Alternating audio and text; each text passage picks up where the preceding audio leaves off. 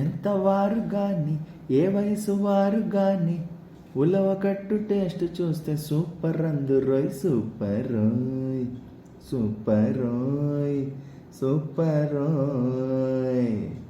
ఏమండోయ్, ఉలవకట్టు టేస్ట్ చెప్పడానికి నాకు అన్నగారి పాట కంటే వేరేది దొరకలేదు. అంత సూపర్గా ఉంటుంది ఇది. మరి అయితే ఉలవకట్టు వేరు ఉలవచారు వేరు, రెండు ఒకటి కాదండోయ్. ఉలవచారు శ్రమ వేరు, ఉలవకట్టు రెసిపీ వేరు. ఈ ఉలవకట్టుని మహా అయితే ఒక 20 నిమిషాల్లో వండి పడేయచ్చు. ఇది అప్పడాలతో కానీ, వేపుడు కూరలతో కానీ, మజ్జిగ మిరపకాయలతో కానీ అద్భుతమైన కాంబినేషన్. అదే ఉత్త అన్నంతో కూడా కలిపి తింటే ఆ రుచే వేరు. స్వర్గాన్ని మీ నోట్లో తలపించుకుంటారు. ఇంకేం మొదలు పెట్టండి మరి.